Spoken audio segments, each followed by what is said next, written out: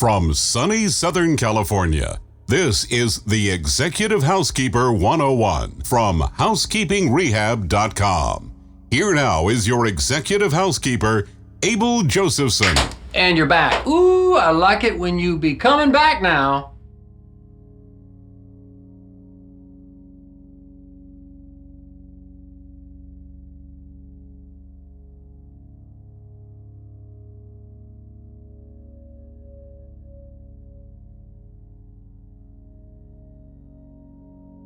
This is a great message for anyone who's a first-time executive housekeeper, somebody who's a supervisor, and you want to start getting your chops down, now in the moment that you're in, and start kind of learning and watching and seeing situations and seeing how you would manage in those situations. This is a great video. It's going to be called, what do we call it? How to work with human resources. The most important thing in management as the executive housekeeper is the management of the resources. And our greatest resource, a true treasure, the humans, the people. You've got to have a savvy. And the executive housekeeper has to be a deeper soul. You have to fly your bird way up high over the hotel and resort. And you have to understand how what you do actually manages that department, and what you do sets that department up so they can serve you. You touch every aspect of the property. So director of housekeeping, executive housekeeper, is going to fly the bird way up high with a real big picture of what needs to be done and how it needs to be done. That includes the working with human resources. Let's get going. When I came into my first job in the housekeeping department, I had never cross-trained in housekeeping. I didn't know anybody that worked in the department, never had any understanding as to how they open the house, what they do during the day, how they end their day. I had no idea. And because I was successful in the work I was doing, I was very young in the business, maybe 3 years maybe into it. More than that, I guess a little bit, but I wanted to go into management. They knew it. They said, we'll give you assistant front office manager or assistant executive housekeeper. I chose assistant executive housekeeper because why? I didn't know anything about housekeeping, and I was trying to get all my ducks in an order and to learn all about how the whole hotel and resort was put together. And I had already been at the front desk 3 years and engineering for a couple of years or whatever it was. And so I did it. And I went in there, and man, a month later, they fired the executive housekeeper and they wanted me to run it, right? They wanted me to run a department I had never run before. I had a very good director of rooms who helped me a lot. So there were a lot of games. There was a lot of, messing around with D&D signs and doing rooms, not doing rooms. At one time I went in, there's a lady, this is a four diamond property in a beautiful downtown of a major US city. Walked in there, she's a new lady. She's in the room doing her work, smoking. Honestly, I didn't say anything because, honestly, I didn't know if they could or not. I mean, that's how green I was. You don't smoke in your own hotel rooms while you're cleaning them so that boss. So I learned through sheer pissed off perseverance, hard work, dedication. I learned to ask questions. I learned to be in the product all day long. But I had a situation where human resources was doing all my interviews. Go back to that video about interviews and applications where I talk about how to do your own interviews and applications. When I first got in there, I just thought human resources did all that. They did it because the previous executive housekeeper had no idea what he was doing, and I had no idea what I was doing, so they were doing all the hiring and firing. And I'll be honest with you, they were hiring the very wrong type of individual that's best suited for housekeeping. I was getting many employees that simply were not healthy in the right physical shape to do the job. And that caused some problems. Their job was just to hire people and fill positions. I'm going to talk a little bit later about how they get their bonus and find out why they're reluctant to terminate people and that sort of thing. I have so much to tell you. You can tell I'm talking 100 miles an hour, but I like that about me. So my point is, I had a point, right? My point is, there's some myths, some mythology, there are some mysteries, there's some misunderstandings. There are flat out wrongdoings in the mind of an executive housekeeper regarding human resources. There's a certain fear there. There's a certain bowing of the knee, a certain acquiescence to human resources that actually works against you. First of all, you do not work for the human resources director. That is not your report. But know who your reports are. Now, I, for a while, had a director of rooms. I don't like working for a director of rooms, but big hotels have them because they oversee front desk and housekeeping. And you get the right director of rooms, and I've had good ones. Man, it's nice to have director of rooms. If you get one that doesn't really get housekeeping, it's a living hell. Even if I have a director of rooms, I go straight to that general manager. I am like this with that general manager. We have a relationship, you know. I need that general manager. That's who I'm going to sell. That's the final word. If I need new equipment, if I'm having problems in the department, and let's say I need to move somebody out, I'm going to need that general manager before I'm going to need the director of rooms. Why? General manager oversees human resources, not director of rooms. Director of rooms might make sure I have my ducks in order. Yeah, fine, but trust me, I got my ducks in order. I may have a dotted line to me from HR because they are an oversight committee, so to speak. They keep an eye on things because why? We're all handling the fabric of humans who are a resource to us. But everything I do, the first person I tell if there's an issue or problem in my department, whatever it is, human resources type issue, equipment, you know, somebody's stealing or, you know, these kind of things. I let him know first. I run a no surprises campaign, and I run a no surprises campaign with the human resources director too, and I'll talk a little bit about that. It is so important for you to understand what the motivations are, what the job description is sort of human resources, because it will explain why they care about things that they care about and why they don't care about things that you care about but they don't care about. Their job is, first of all, administration. They are an admin office. They handle all of your employment forms. When you get hired, you fill out a whole bunch of forms, tax forms, orientation forms, training on, you know, all the corporate training and orientation, no sexual harassment, you know, no drugs, no this, that, and the other. They administer, they're an admin office for all that. Second of all, they are the oversight for the hotel and resort, and they look after the legal aspects of what you speak, say, and do. They know the city, state, federal human resources laws. I highly respect these laws. Why? I need to know what the laws are and what the changes are in the laws and what the best practices are, because even though some of it's a pain in the ass, I still have to follow them. But when I know them and I fall in line and I look after them properly, with the proper attitude, I'm always safe. I'm always making sure I do this just to make sure this doesn't happen. Handle it this way so that doesn't happen. See what I'm saying? I'm always looking in advance. Do this now, because if I do this now, then when I'm at the end of the program, it will end up over here. Sometimes you're doing this, you're not paying attention, you don't realize that, when this is all over, you're going to end up way over here somewhere and you're not going to be happy in terms of how you handle people and that sort of thing, right? So they're an admin office. They take care of all the benefits, the healthcare benefits. So that's where an employee goes. If an employee comes to me and says, I want to go to the eye doctor, am I covered? I go, HR, baby. HR, just send them all down there, all that stuff. Stay out of benefits, except for reminding them they need to sign up for their benefits each year or whatever that is. So they're an admin office. They handle all the paperwork, which is a legal issue really in its own, isn't it? They handle all the orientation and corporate training, no sexual harassment, that sort of thing. They pass it down to the departments, but it's guided and overseen by them. They oversee the legal aspects. Who can you terminate? When you can terminate them?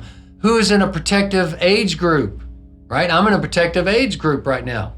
I'm a certain age that they have different ways they will handle me, like in a termination, that are different than they would handle somebody 30 years younger than me, and these kind of things, right? They oversee all of the laws and the statutes and the guidelines from the government to protect the company from a lawsuit that's brought on only because maybe I was as a manager was negligent, or did something inappropriate, but I didn't know. Also know this, always find out what the annual bonus for other managers is, especially your general manager, especially your HR director.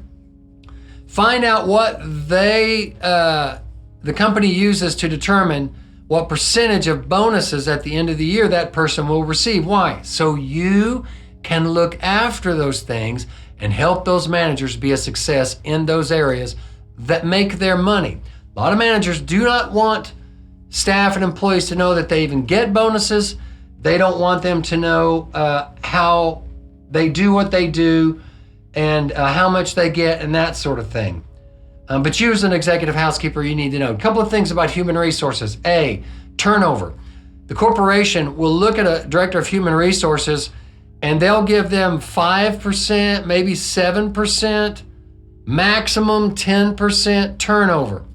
So with 100 employees at the end of the year, we'll give you 6, 7, 8, 9 people that come and go. Even the corporate knows that sometimes losing people or terminations or kind of changing over staff is healthy for the productivity of the department. But when they start losing 25% of staff, they're going to look at me, but they're going to look at HR. Why are you losing so many people? It costs us money.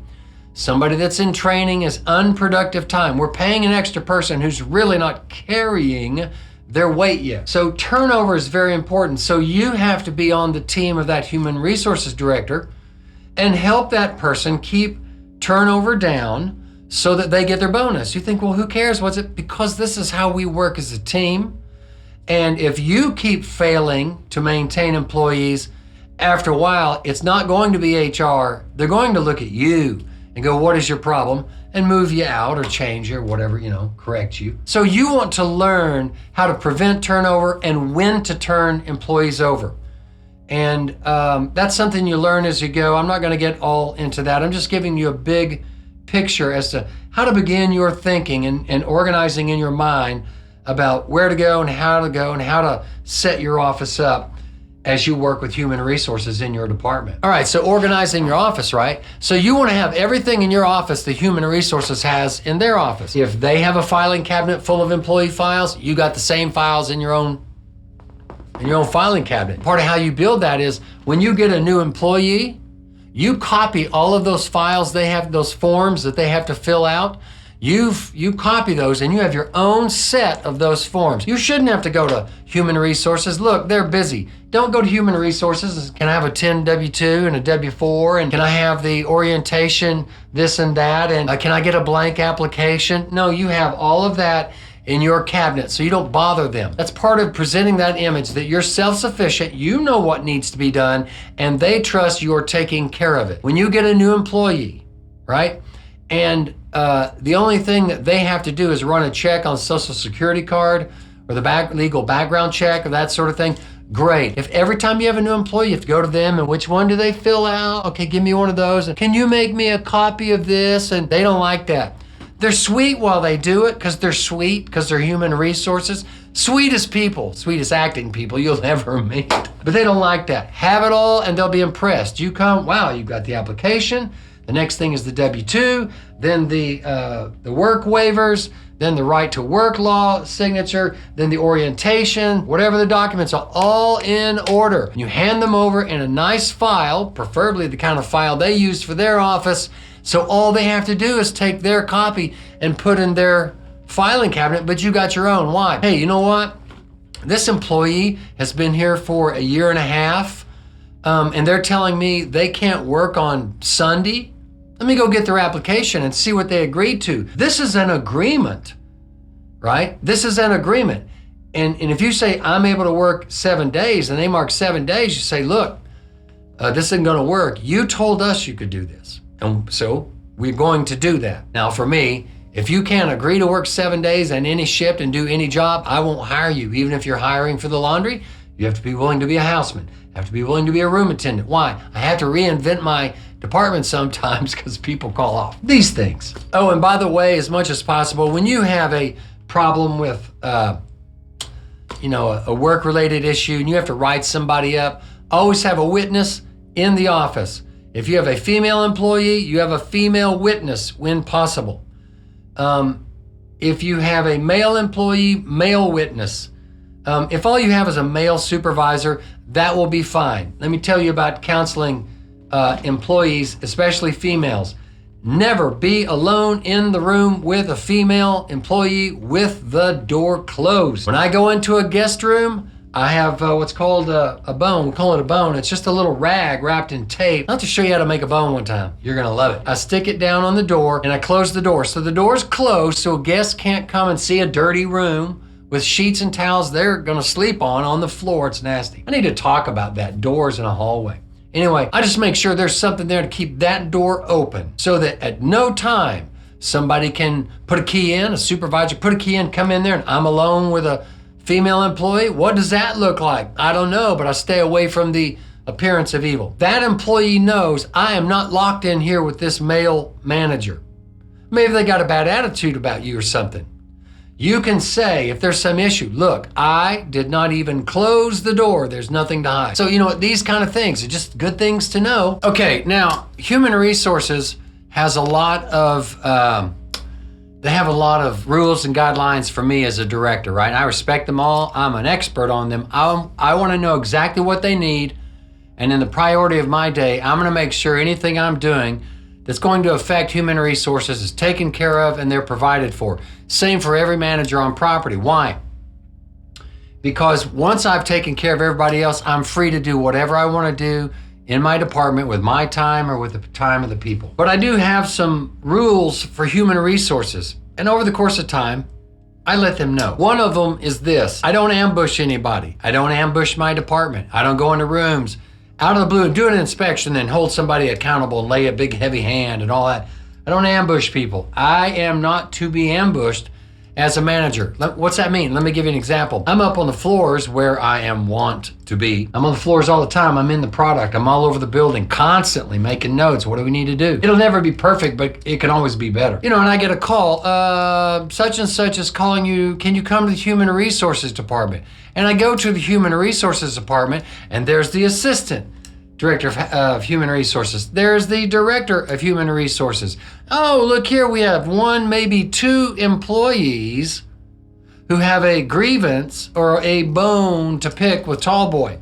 Mr. Tallboy does not get called to meetings at all. I don't get called to Human Resources meetings. You do not call me to a meeting when you have an employee already in the meeting. It's a bad optic. I'll explain why. If Human Resources wants to meet with me and an employee, the Human Resources Director is required by me to come discuss it with me first.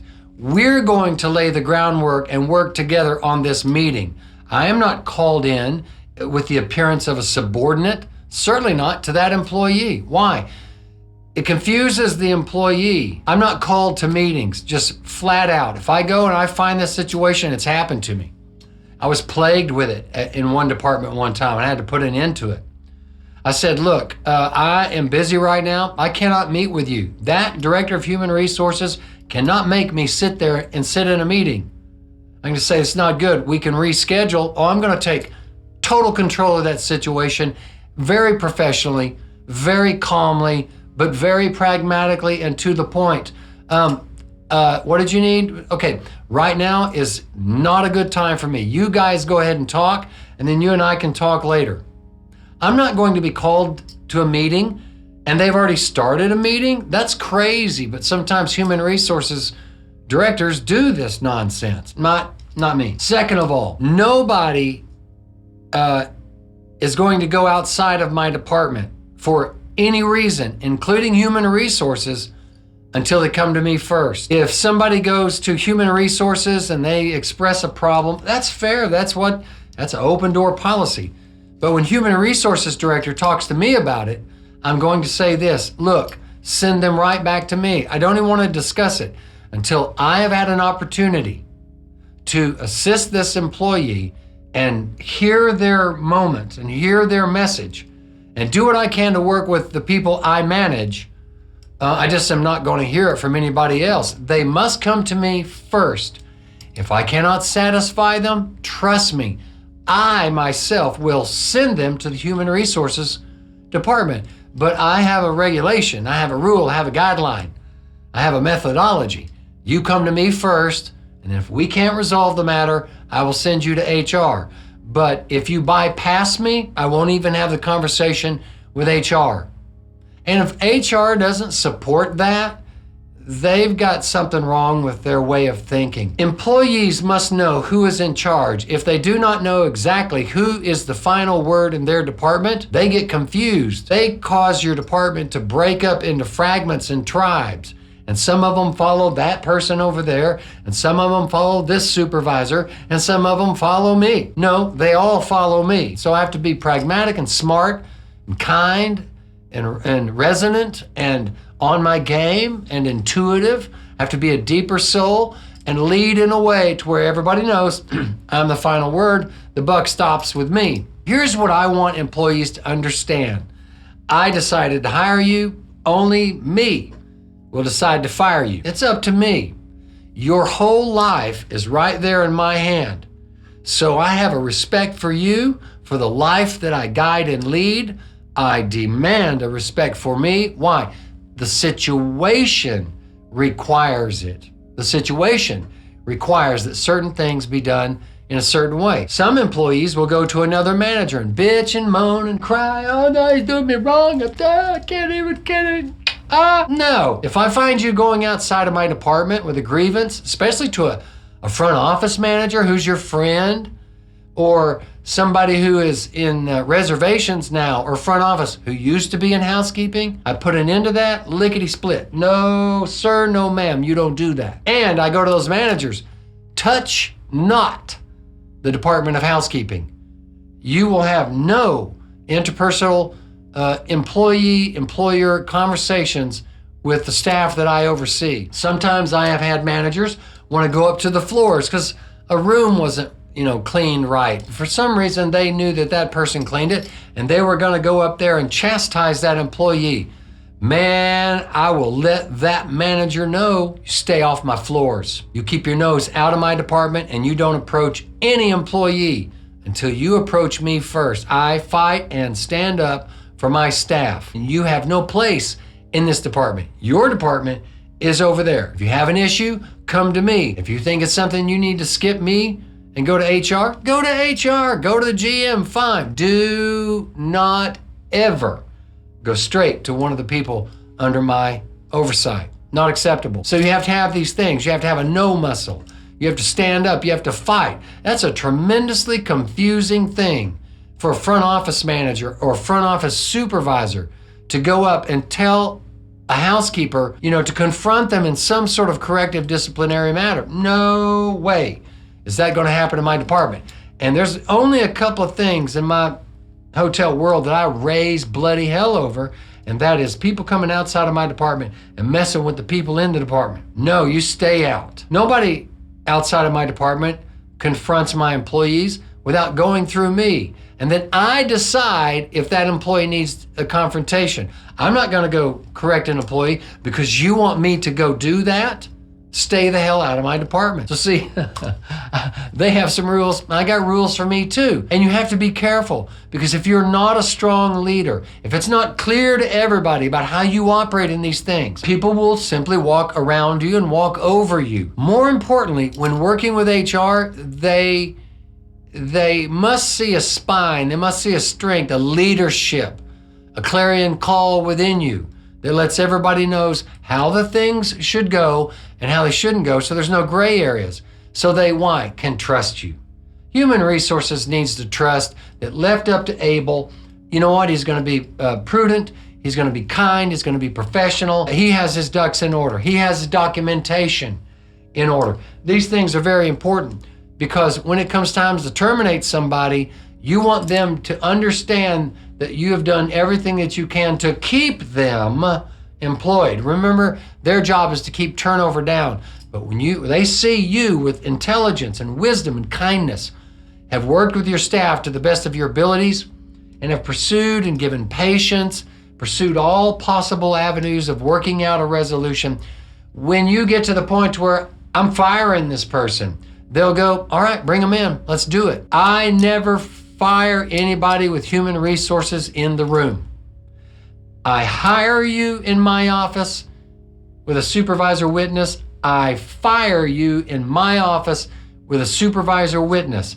I don't need any other authority in this hotel doing this with me to show that I'm right. No, my department needs to know that their professional life is right there in my hands, right? Just saying, because it's an optic. It says something about you if when they come in, you're sitting there with human resources, and then the human resources director terminates you. When she didn't interview you, she didn't hire you. That's in through the outdoor. That doesn't match up. You have to have a prowess and have to have the skills and ability and the knowledge and the understanding of the human heart and the equity that you put out for everybody to hire and fire them. HR, as much as, boy, I watch them, because some of them are busybodies and nosy. And some of them, the staff goes to them and they're crying. Oh, I was done so wrong. Oh, and then they come to me, well, just have that rule in your department, but don't that one, just let her get by. No way, it's not gonna happen. So I'm very careful with HR, and I know how to handle them.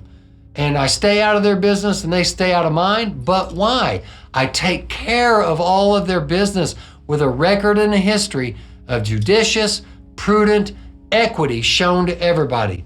Let's talk about equity. All right, so you gotta have equity. There's a couple of words I never use in my department. Favor. I never go to a staff member and say, hey, can you do me a favor? It implies that I'll do them a favor later. I just don't use the word.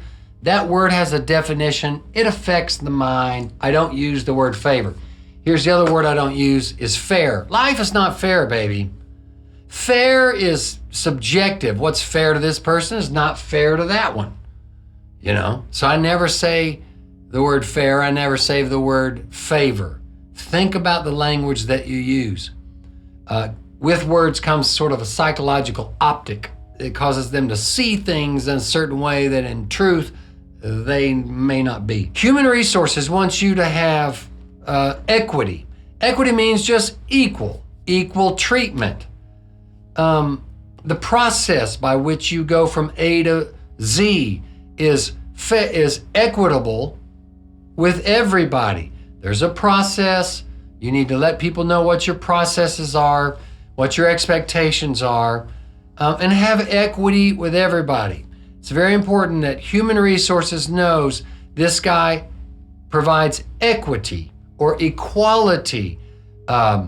If you get written up for this, you get written up for this. Human resources wants you looking after your business so they don't have to babysit you as a manager. They want you to know the law. They want you to have your files and documents in order. They want to receive those documents filled out properly. Where all they have to do on a new hire is verify the Social Security card and the green card or whatever documentation that they have and say, yeah, it's all checks out. Then you do everything. Something else to consider, this is just me, I don't ask their advice. How should I handle this? No, I figure it out on my own. Or I get advice from my GM. But here's how I get advice on how to handle HR situations. Here's what I've got. Here's my documentation. Here's my next step. And after that, here's the step after that. Here's the critical path that I am on with this employee to fix an issue or a scenario or a problem or whatever. And I'll get feedback on my plan. I already have a plan. You never go into HR and go, what do you want me to do? Oh my God, they'll start managing your department because they don't trust you now. You don't know. You don't have insight, intuition. You're not a deeper soul executive housekeeper. You don't even know where to begin. You came and asked us what you should do. Man, get ready because HR is going to run your department. Why? They don't want you to have turnover and stuff that affects their bonus. So I have a plan and I will ask the GM first. Here's my plan. Are you okay with this plan? He generally, or she, my GMs usually go, yep, that'll do us. And then I go on about my plan. And if there's any issue with HR, my general manager approved the plan.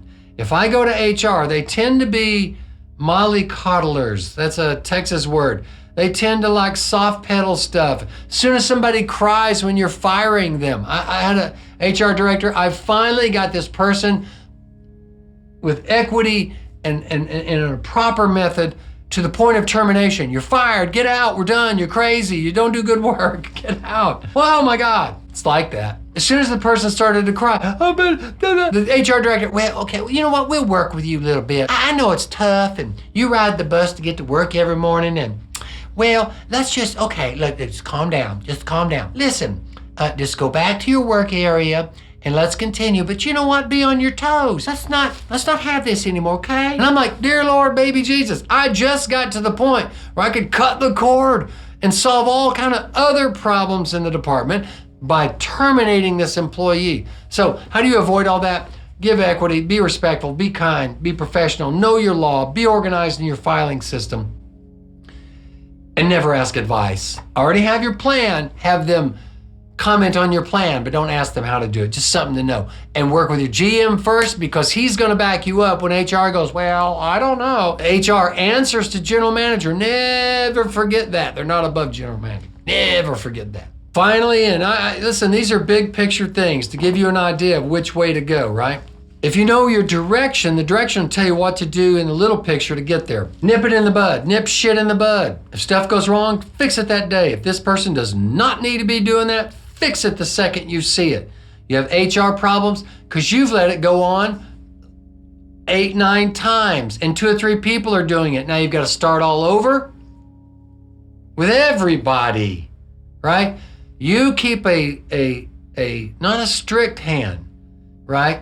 An open hand. Here, let's do it this way. Not like this. Do it this way.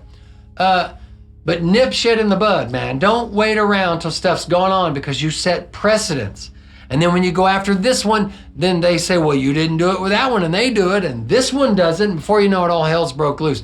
Nip stuff in the bud, man. Be on your game. Be a deeper soul. Okay, like the video, sign up and subscribe for my YouTube channel, and let's work with HR, and let's do their job for them so they will leave us alone and what? Stay out of our department.